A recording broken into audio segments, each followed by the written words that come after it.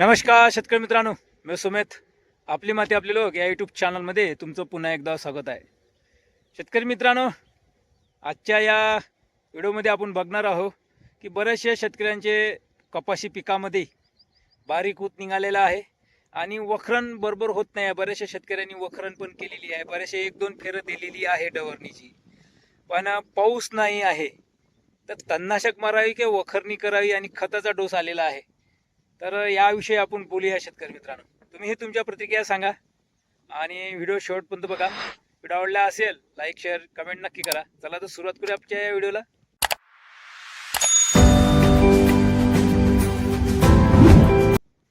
बघा शेतकरी मित्रांनो, हे माझी कपाशी आहे, छावा कपाशी, आणि आज हिला 52 दिवसाचा कालावधी झालेला आहे.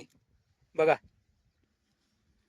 पातीवर आलेली आहे आणि तुमची ही कपाशी पातीवर आलेली असेल, फुलावर आलेली असेल, आणि ज्या शेतकऱ्यांनी प्री मान्सून पराठी लावलेली असेल त्यांच्या पराठीला बोंड पण असेल. परंतु शेतकरी मित्रांनो, बऱ्याचशा शेतकऱ्यांची कपाशी पाण्यावर आलेली आहे आणि बारीक ऊत निघालेला आहे. आणि विचार येत असेल, बारीक ऊत निघालेला आणि खतही द्यायचं आहे, कारण की कपाशी पातीवर आलेली आहे आणि कुठे कुठे बोंड पण सुरुवात झालेली आहे, नाही का. अशी परिस्थिती बऱ्याचशा शेतकऱ्यांची आहे. पण बारीक ऊत निघालेला आहे, खत द्यायचं आहे. जर आपण डवरणी केली, व्यवस्थित डवरणी होत नाही, डवरा ही उसळतो. ट्रॅक्टरची डवरणी केली, पराठी मोठी आहे, ट्रॅक्टरची डवरणी होत नाही, मग काय करावे. बघा शेतकरी मित्रांनो, ज्या शेतकऱ्यांजवळ पाण्याची व्यवस्था आहे, बघा, तुषार सिंचनची व्यवस्था असेल, पहिले तुषार सिंचनने पाणी देऊन द्यावे. तुषार सिंचनने पाणी दिल्यानंतर खत डोबून घ्यावे. वयाने आल्यानंतर खत डोबून घ्यावे. आणि खत डोबल्यानंतर ज्या शेतकऱ्यांना डवरायचं असेल, डवरणी करू शकता, भरे देऊ शकता, कारण की माती मोकळी होते, स्मूथ डवरणी चालते. ज्या भागात पाणी नसेल, कडक जमीन आली असेल, डवरणी स्मूथ चालते आणि भरे देतात आणि खतही झाकलं जाते. परंतु डवरणी करायची नाही आहे, त्याऐवजी तुम्ही तणनाशकची फवारणी करू शकता. बारीक ऊत निघाला असेल तर पोट्यामध्ये असं नियोजन करू शकता शेतकरी मित्रांनो. आणि कीटकनाशकाची जर फवारणी करायची असेल, रस शोषण करणारी किडी आली असेल तर फवारणी करू शकता, कारण की ओल राहते. नुकतंच आपण पालिन दिलेलं राहते, ओलही राहते, तर सक्सेसफुल होईल फवारणी पण. तुमची काय प्रतिक्रिया अशा शेतकरी मित्रांनो, नक्की कमेंट बॉक्समध्ये सांगा. आता मी माझं नियोजन बघा, मी शेवटपर्यंत तणनाशकावरच आहे. कुठलीच वाही नाही, कुठलीच मशागत नाही, नवीन तणकट नाही. जे तणकट निघाला तेच आहे. जास्त तणकट वाढल्याच्या आपल्या शेतामध्ये पहिले दुधी होती, जास्त दुधी खूप वाढून आलेली होती आणि मिरा 71 फवारलं. जे काही दुधीवर तणनाशक ज्या दुधी वाढल्या दुधीवर जे काही तणनाशक पडलं ते दुधी पूर्ण सपा झालेली आहे. माझ्या शेतामध्ये दुधी नाही. आणि जे दुधी खालतं बारीक तण होतं, जे दुधीमुळे बारीक तणावर आपले मिरा 71 तणनाशक नाही पडलं, ते तणकट निघालेलं आहे आपल्या शेतामध्ये. आता त्या तणकटासाठी आपण पुन्हा एकदा राऊंडअपची फवारणी घेत आहोत. आणि पाऊस नाही आहे, ओलावा कमी आहे, तर आपण तुषार सिंचन लावलेलं आहे. ओल पाहिजे तणनाशक मारण्यासाठी. आताही आपली फवारणी चालू आहे.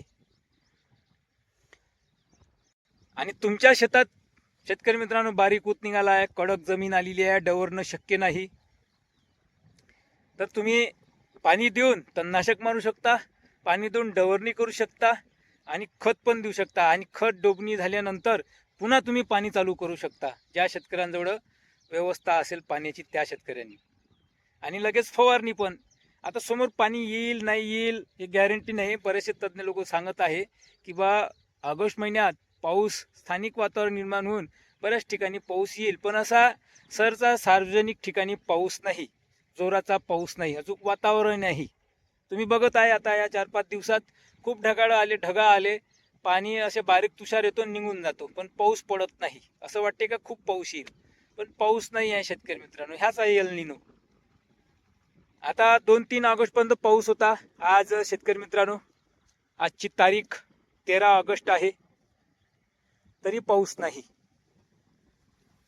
10 दिवस झाले पाऊस नाही, काही भागात 10-15 दिवस झाले पाऊस नाही. पराठी बघा शेतकरी मित्रांनो, आता आपली पराठी पातीवर आलेली आहे, तुमची पातीवर आलेली असेल. 50-55 दिवसात पाती फुलावर आहे शेतकरी मित्रांनो. 60 दिवसाची असेल, बऱ्याचशा शेतकऱ्यांची पराठी तर फुलं लागलेली असेल. तर खताची वेळ आलेली आहे, परंतु खत डोबणे शक्य नाही, नाही का. आता बरेचसे शेतकरी खत डोबून देत नाही, पण काही भागात काही परिसरात महिलांच्या सहाय्याने खत देतात, पण काही ट्रॅक्टरनेही देतात, नाही का. बऱ्याचशा शेतकऱ्यांची खत पेरणी वेगवेगळी पद्धत आहे. कोणाला ट्रॅक्टरनी पेरणीले खत जमते, कोणाला महिलांच्या सहाय्याने, नाही का. कोणी फेकून देतं, फेकून दिल्यानंतर मागून डवरनी, नाही का. वेगवेगळी पद्धत आहे. परंतु हे असं करत असताना माती मोकळी पाहिजे, शेतामध्ये झाकल्या गेली पाहिजे, कडक याच्यात होत नाही. त्यासाठी शेतकरी मित्रांनो, तुमच्याकडे जर तुषार सिंचन असेल तर पाणी देऊन तुम्ही हा प्रयोग करू शकता शेतकरी मित्रांनो. पाण्याची न वाट पाहता जर हे तुम्ही प्रोसेस केली तर आपलं पिकालाही आधार मिळेल, पाणीही मिळेल, खतही मिळेल, फवारणी मिळेल आणि तणकटही नाही नाट होईल.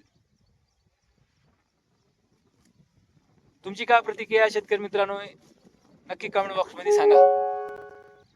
बघा, आज पूर्ण निंदन झालेलं आहे आपल्या कपाशीचं, आणि कपाशी बघा चांगली आहे, पाती फुल आहे. आणि बरेचशा शेतकऱ्यांची कमेंट आहे की बा छावा उबाट वाढते. हो, उबाट आहे, पण आता तुम्हाला ग्रोथ नाही दिसणार. जसजसं कालावधी होईल, जसजसं वातावरणात थंडावा निर्माण होईल, तसतसं पोषक वातावरण निर्माण होईल, पाऊस येईल, तसतसं एक कपाशी आपल्याला दमदार दिसणार शेतकरी मित्रांनो. आता बघा तुम्हाला कशी दिसत आहे माझी कपाशी, वाढ झालेली दिसत आहे, नाही का. काही दिवसात हे तणकटही नाही राहणार शेतकरी मित्रांनो. हे तणनाशकाची फवारणी चालू आहे माझी, बघा आहे. असं नियोजन आहे शेतकरी मित्रांनो माझा. आता पुन्हा आपण तुषार सिंचन लावणार आहे. पाणी येईल तेव्हा येईल, पण पुन्हा आपण कपाशीला पाणी देणार आहोत, कारण की कपाशीला पाण्याची आवश्यकता याच पिरियडमध्ये. या पिरियडमध्ये पाती अवस्थामध्ये जर पाण्याचा ताण पडला तर पाती गळ होऊ शकते. पहिलं ढगाळ वातावरण टेम्परेचर आहे, याच पिरियडमध्ये ते वाढते.